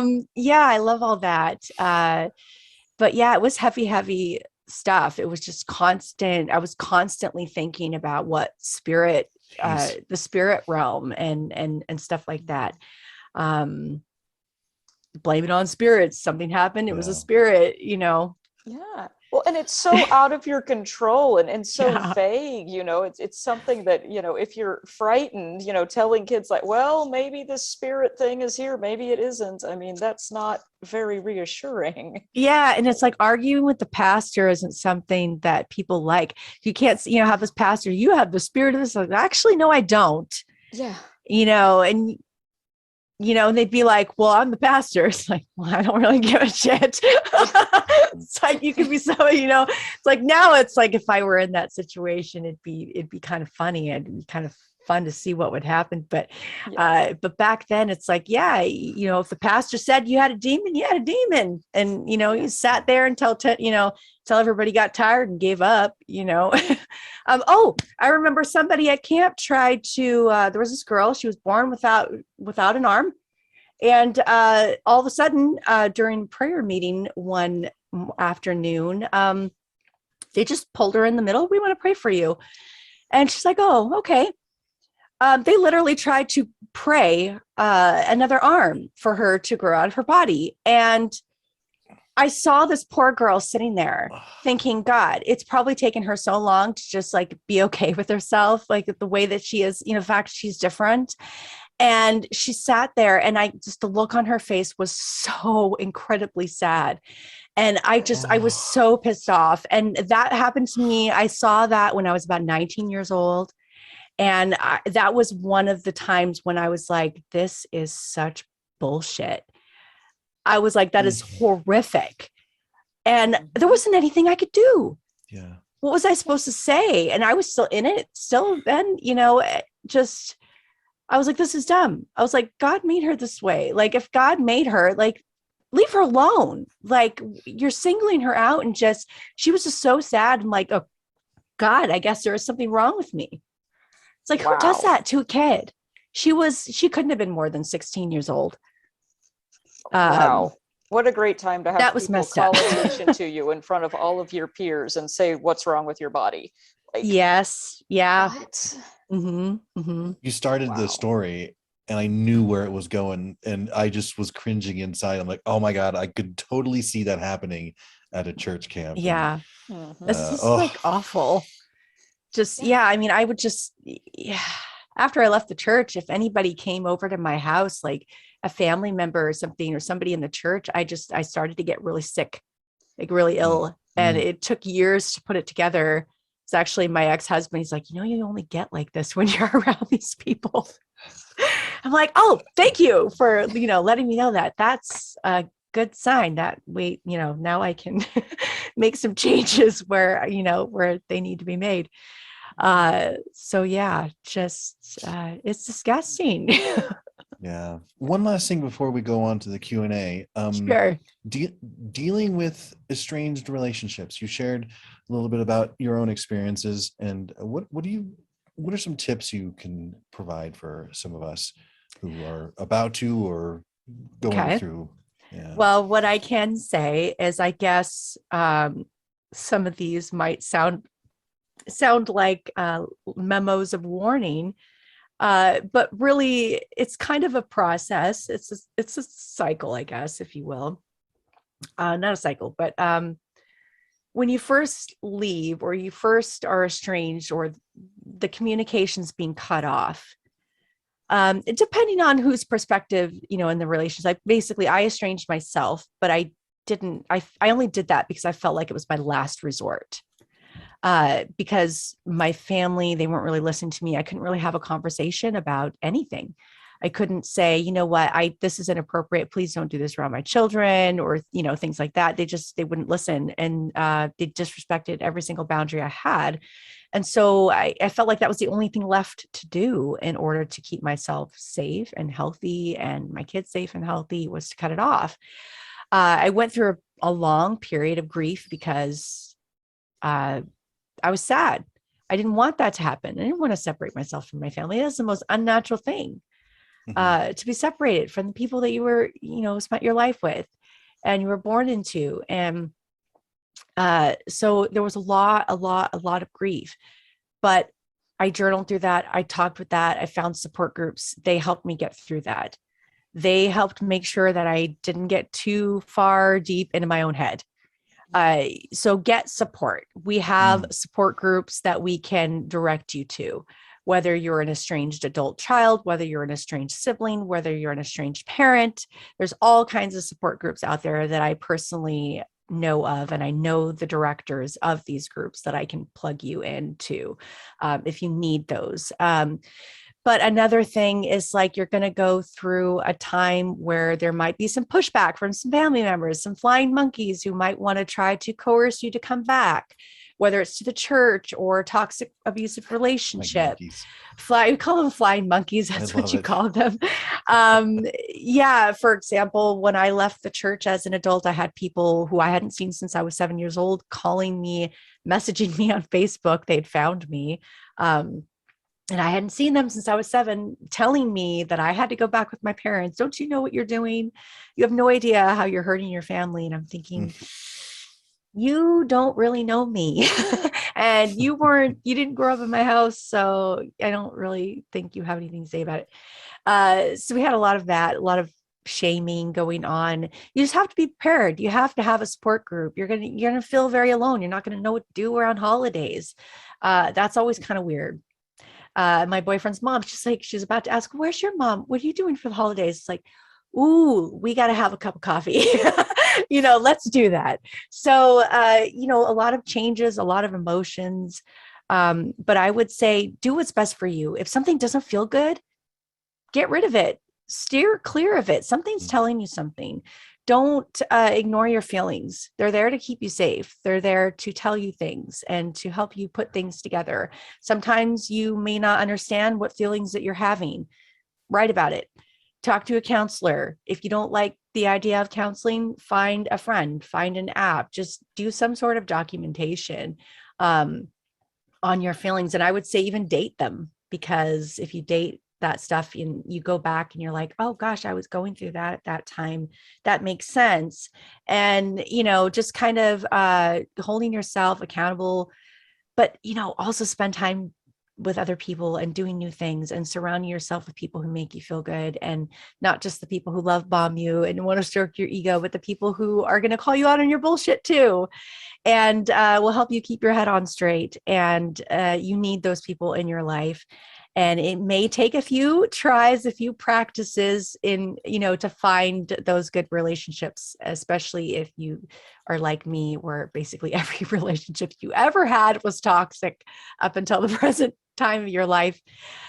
So get support, talk about it. There's the podcast, and more people are podcasting about this topic. When I started this podcast, nobody was talking about estrangement at all, without a paid subscription. And so I started doing it for free, and now more and more people are doing that and talking about it. And so that's great. But yeah, just get some support for yourself. There's books out there. Visit the website. There's lots of resources within each episode's show notes about more estrangement resources and resources for people who've suffered long-term trauma, things like that. So yeah, definitely check out the show, When the Bough Breaks podcast. Excellent. What's the website again? WTBBpod.com. And then you can also go to our mother site, which is kingfishermedia.ca, Kingfisher with a C, FISCHER. And Kingfisher Media, that's where all of our other shows are at too. We've got some other goodies in there too for you.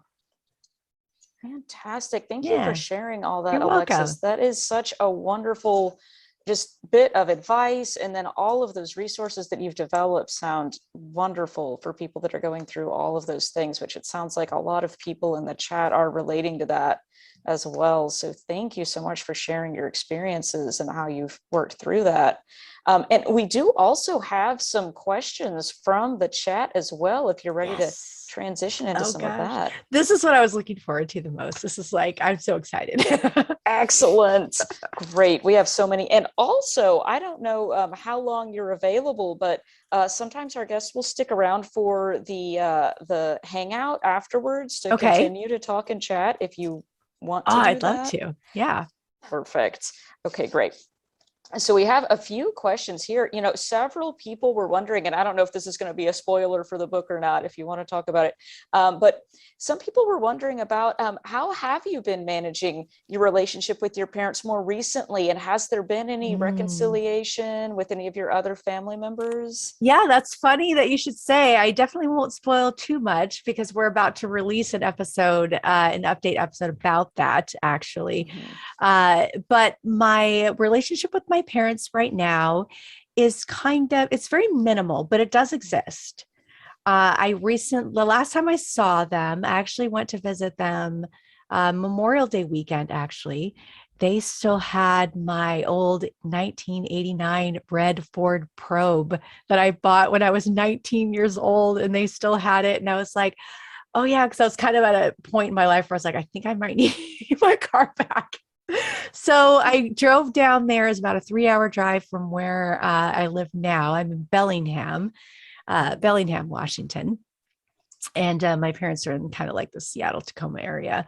So we drove down there, my boyfriend and I, and then went to pick up the car, and we visited with them and had lunch with them.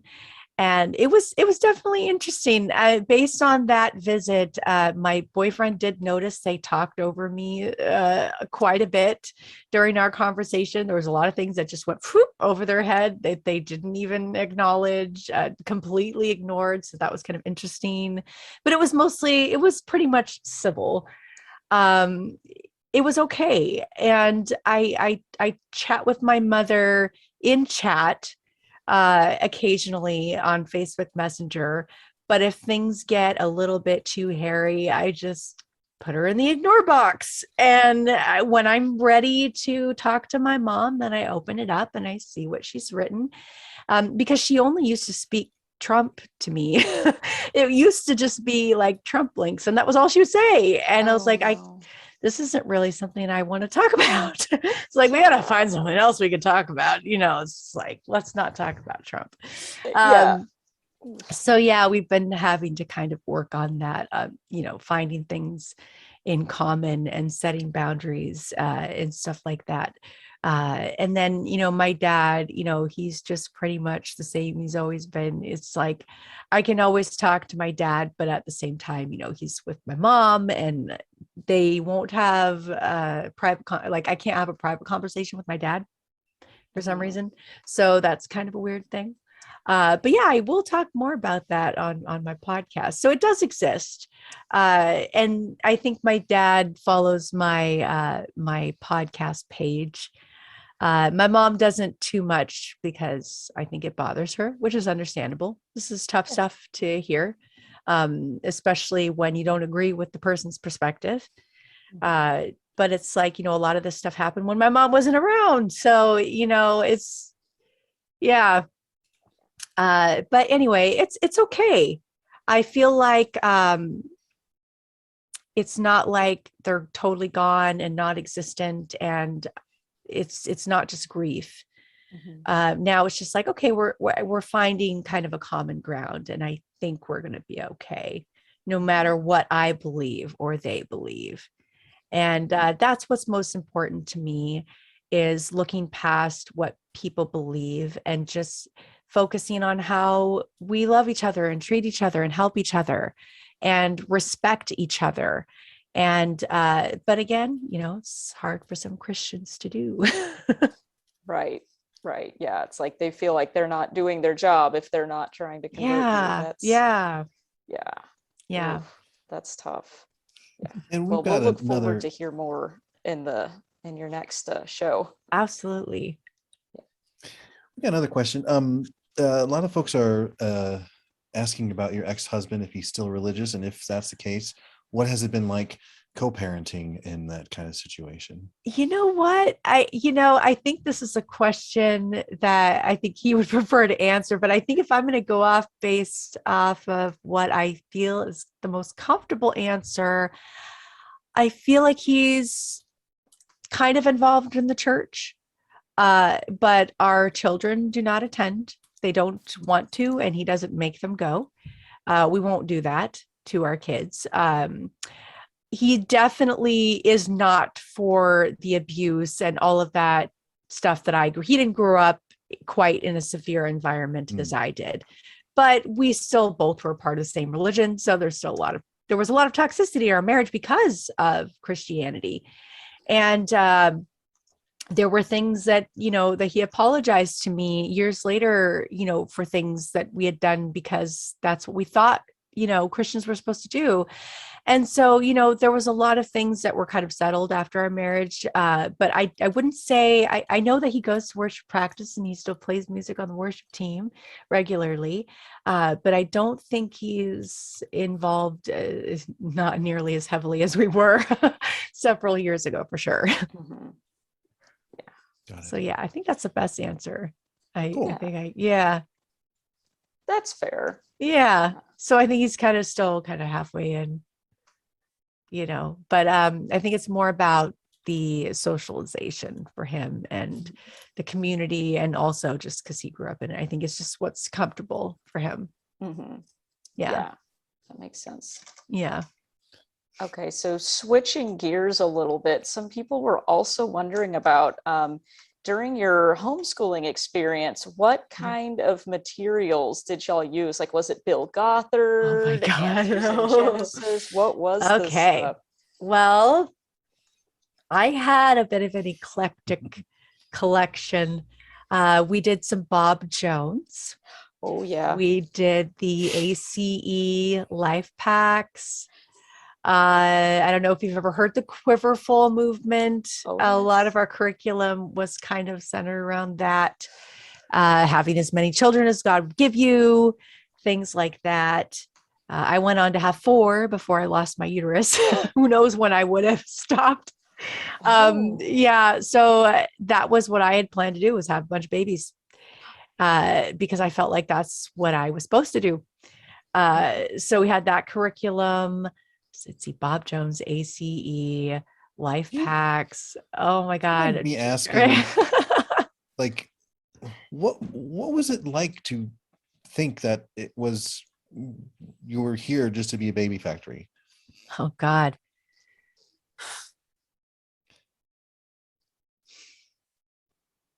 it's a Maybe that. mixed bag because I really did want to have kids and I really did want to be a mom, but I didn't only want to have kids and I didn't only want to be a mom. And I felt like I couldn't do video editing. Like I remember I wanted to go into video production in high school. I told my mom about it. And there's no money in that. And like, you have to go to, you have to do this. And that's not, you're going to, get married and have babies, right? Isn't that what you want? Like, well, yeah, but it's like, I didn't know, I thought I had to just choose one. I didn't know I could just do whatever the fuck I wanted. I had no idea that I could do that.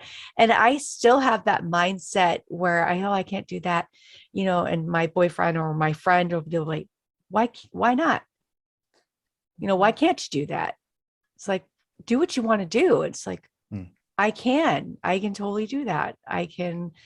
And I don't have to do this. And it's not like a big deal because I'm female. It's like, I'm a fucking human and I'm doing this for myself because I can, because I want to, because it's good for me. And so that's kind of like, I don't know what's kind of going on in my head. That's still an ongoing, progression, I think. Yeah, Got it. that's so interesting the way you put that too. Just like you realize so many things that you just had been told for no reason just couldn't be a part of your life. Yeah, it's like, why can't I wear spaghetti straps? Why do I have to wear dresses? Why do I have to go to mops? It's like, why? It's like, I want to go do something fun. Like, why is it all about, just domestic stuff?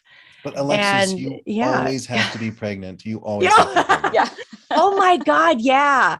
Yeah. It's like, if I wasn't, and I struggled with that. I had endometriosis and I struggled with, having my uterus removed because I was like, gosh, I felt like I was taking away what God had given me. And, the vessel that I had that was sacred, and I was interfering with that. And then, oh, shoot, that's like birth control. Oh, no, you're the one deciding how many kids you're going to have. You're supposed to leave that up to God. And, but I was very sick. I was in pain constantly. I was super duper sick when I was pregnant. I had no business being pregnant. I almost lost every single one of my pregnancies, including the last two. They were twins. I was in the hospital probably 50% of the time, on constant IV hydration. And yeah, I felt terrible for even considering an abortion because I was so sick and I was so scared that I was going to die. And then my other children were going to lose their mother. And so I was dealing with these things in my head just a few years ago, just like 10 years ago. And so I've had to kind of take hold of my right to my body and be like, I got to make these choices for me. I can't feel obligated to please somebody else. It's not about you. It's like I'm responsible for this here, and for my kids until they're grown, I'm responsible to them. And it's not my responsibility to fulfill someone else's wishes or dreams about all these children. Oh, it's beautiful. I love But that. now I can give all of my attention to, the four that I've got, and, which is already a challenge, doing that, especially when, you've got two kids with their dad and two kids with their mom and you're mixing and stuff like that. It's a big challenge, but we're doing it. So I'm making it work. Alexis, thank you so much for being honest and vulnerable and sharing your tough story with us. This was fantastic. I really got a lot out of it, and it really helped me kind of look back at my own past and what I went through as well and reevaluate it. So thank you so much for sharing your story with us. Well, thank you for having me. It's been really cool. Thank you so much, everybody. Hey, everybody in the chats, everybody, thank you so much. Yeah, the chat has been going off with how much your story is an inspiration, cool. and how brave and courageous you are, and so much positivity for you. And they really were moved by what you had to say. Well, thank you for having me. It's been great. No problem. But before we wrap up, Alexis, is there any kind of things you want to say before we kind of wrap up and conclude for the evening? Find what makes you happy and go for it. Go with it. Run with it. work on what gives you peace, because I know that after all that, I needed peace in my life. And I wasn't getting it from the Bible. I wasn't getting it from Jesus like they had promised. I had to build that for myself and work very, very hard at it. And, just build your life and love it and don't apologize for it. And life's party, have a good time, meet all kinds of people, share the love. I mean, there's so many things I could say. It's just, life's beautiful if you can see it that way. So Perfect. I don't think I could have love said it better that. myself. Yeah. What a positive takeaway after all that. That's great. Well, folks, that's going to wrap up for the discussion for this evening. And I know it went a little long, but it sure didn't seem that way. I just had to glance at the clock to realize that it went long, but this was great. Very, very engaging. And if you like this, I'm so sorry, but this is going to be the last one we're ever going to do. No, just kidding. We got another one coming up next Monday. Same bad time, same bad place. Kara, what the heck's coming up next week? Yes, I'm so excited for this one. It is very timely. We're going to be hearing about a non-believer's holiday survival guide with David Teachout, who has come to speak to us several times before. So don't miss that one. Brief description is, as we all know, the holiday season can be a time of strong emotional reactions, and not just because of the usual religious overtones. Feelings of disconnection and loneliness can be experienced due to the pressure of traditions and social expectations, even when around loved ones. So in this RfRx, we'll discuss how holidays affect us from personal and social influences and steps to take to stay connected to ourselves and others despite differences. So that will be a great follow-on to what we heard about this week. So definitely don't miss it. And as always, just as a reminder, our previous RfRx recordings can be found on our YouTube channel. And if you have questions, comments, ideas for future shows, we're also taking death threats. You can send those to RfRx at recoveringfromreligion.org. Don't really send us death threats, but that is where we receive our mail. Also, our blog and our podcast, Eric is dumping the links to those in the chat too. And don't forget to follow us on social media. We're on the Facebook and the Twitter and the Instagram and the TikTok. So follow, like, subscribe, heart, whatever the functions are, retweet that the cool kids are doing on those social medias. Please feel free to join in and join the discussion on there as well. And Eric, do you want to mention the newsletter? Heck yeah, folks, we have a newsletter that comes out every Sunday.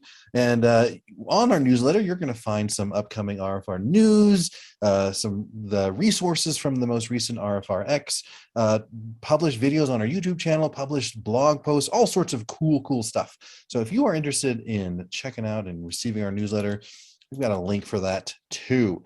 All right. I've got a feedback. I want to hear what you thought. I got a feedback poll. I want to hear what you thought about this talk. It kind of helps us guide where we're going. And while this poll is running, I am going to bring on not only the founder, but also the president of Recovering from Religion. Yes, it's the same person, Dr. Darrel Ray. How are you doing today, my friend? I'm pissed off. I'm sorry, Alexis. This just really gets me going. I'm laughing, but I'm really crying inside. That is so difficult to hear. And you touched a lot of people that I've been watching the chat, a bunch of people. So this sounds just like my experience, or I can relate to it. So that's why we love having you on. I appreciate you coming on and doing all this. I'm going to make one little comment about something you said real early on, and that's I can't agree with you more. Don't let your kids go to Sunday school. Shit happens there. Don't let your in-laws take your kids to Sunday school. Don't let your parents, don't let your next door neighbor. Yep, no kidding. Have no idea what they're doing to kids inside of that little hole where nobody's accountable. Right. Now, I'm not saying don't educate kids about church, as many people know, and I write about in my own books. Expose kids to lots of different religions. Take them to church, but stick with them. Stay right by them when they're in the, you go to visit a Mormon church or go to visit a Jewish temple or whatever. Stick right there with them and then answer their questions afterwards. Yep. Don't let them go alone with somebody you don't know. It's just too dangerous. But thanks for saying that. My red light came on when you said that. Yeah, church is no place for kids. No, church That's is not. It's not. No place for kids. And also, you described so many aspects of trauma. I hope people were paying attention. You have experienced a lot of trauma. I'm a psychologist, as you know, and I just heard thing after thing coming from your presentation tonight that said, okay, that's trauma related. And I dare say you had no clue until you sat down with a good therapist. Yeah, that was the worked through it. thing. That was the Yeah. thing. I had no clue. I had no idea what was going on up here. I thought I was going crazy, Yeah. and I had to have somebody kind of help me and be like, yeah, well, that's because of this. And oh, it sounds like you had a lot of trauma, like what you said. Yep. And yeah, I just need somebody to kind of help put the pieces together. Yep. Yeah. Well, I'm glad you found a good therapist, and it sounds like they're a reasonably secular therapist. They didn't try Yeah. to push any religious bullshit on you. Nope. I did that on purpose. I didn't want any of that. So I was like, let's go see someone mainstream. All right. Yeah. Let's do that. Yeah. It was great. Thankfully, you're in a place where there's lots of secular people and lots of secular therapists. Yes. If you had been in Kansas, where I live, you might have had a harder time finding one. Yeah. There's I'm some of them on guessing- our show too. Oh, well, that's Yeah. good. And if they truly are secular, let them know about the Secular Therapy Project if they're not already a member, because we're always looking for more therapists. Oh, cool. Are you familiar with the Secular Therapy Project? I'm just hearing about it for the first time. That's sounds Okay. really, really neat. Yeah. Well, as Eric said early on, they're already vetted. We do all the work for you. You know, if Cool. you talk to one of our therapists, they're already going to know about religious trauma. They're going to be very LGBTQ friendly, and they'll be well trained, and they'll be secular. They're not religious. So anyway, I won't stop. That's my advertisement there, Eric. You've already done it once, but I had to do it a second time. So if you need a therapist and you want to get one, like Alexis had the wisdom to do, go to the STP and find somebody. And last but not least, thanks for your podcast. I have not listened to it, but now I'm going to start listening to it. Thank you for the courage. That takes a lot to talk about this stuff out loud. It And I is know hard there's work. Yeah. Yeah. It's not easy. Yep. Yeah. Well, just doing a podcast is hard work, but when you're also emotionally dealing with shit, Exactly. it's tough. Yeah. It's very tough, Yep. but very So rewarding. Yep. I'm sure it is. I did a podcast alone for 3 years. It was very rewarding and very tiring. That's Yeah. why I don't do it anymore. Yeah. Well, I'm guesting this right. time. So you guys got it all. You guys got all the work this time. Good. Well, thanks for being here. And to everyone else, I hope you will consider volunteering for us if you think you're in a good place emotionally, mentally to do that. Maybe pay it forward a little bit. And if you can't do that, perhaps you could donate something to Recover from Religion to help us keep going and help us expand these services all Yes. over the world.